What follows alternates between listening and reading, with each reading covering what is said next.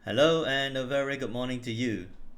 Welcome to today's Market Outlook. My name is Edmund.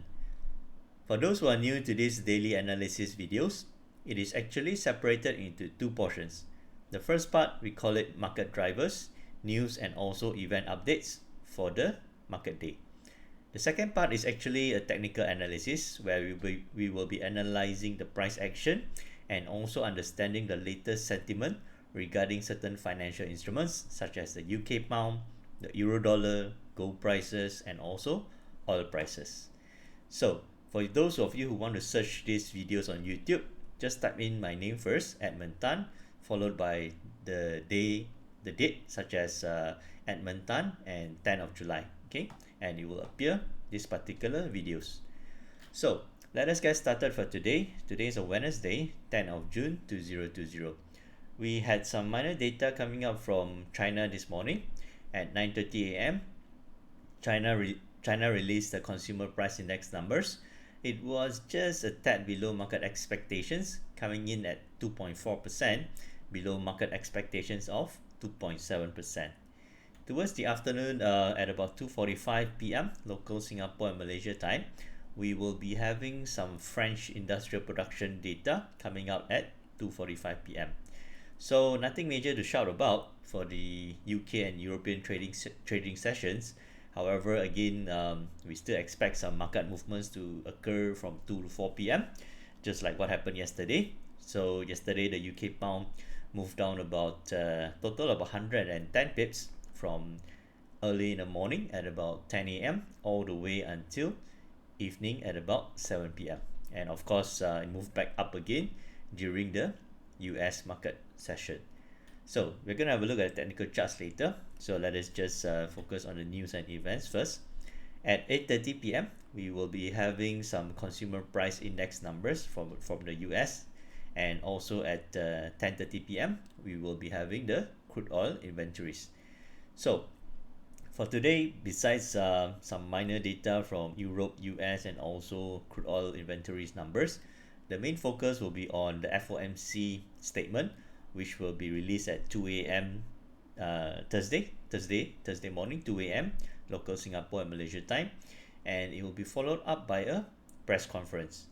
So for tonight's FOMC meeting statement, the Federal Reserve is expected to maintain interest rates between 0 to 0.25%, and more importantly, they will be having an assessment on what has happened for the last 3 months or the first quarter of the year, and what will they be forecasting for the second quarter of this year.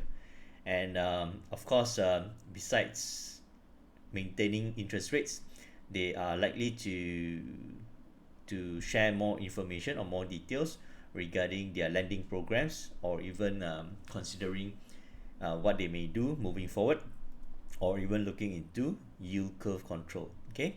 However, for several times already for the last 2 months, Federal Reserve Chairman Jerome Powell and also other FOMC Federal Reserve members mentioned that they are not looking into negative interest rates, which was speculated for the last 2 months as a tool to stimulate the economy.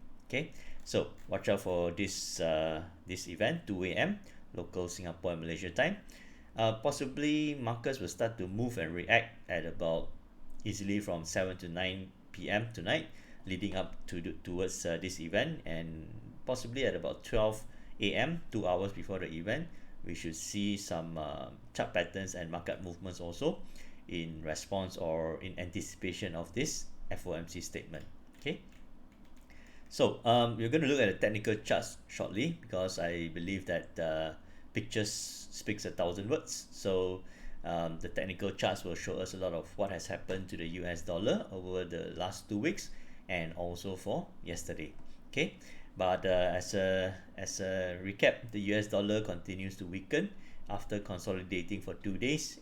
I would say that markets again are expecting the FOMC to maintain interest rates at the low level, and also considering other stimulus efforts. Okay, so this continues to weaken the US dollar, and in response, you can see other major currencies such as the UK pound or even the euro dollar strengthening to a large extent.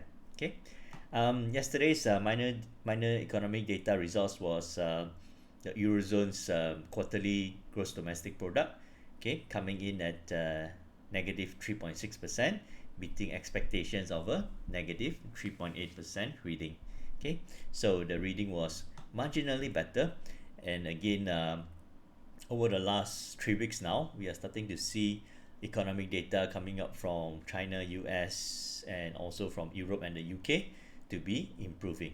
Okay, so let us go on to the technical charts analysis.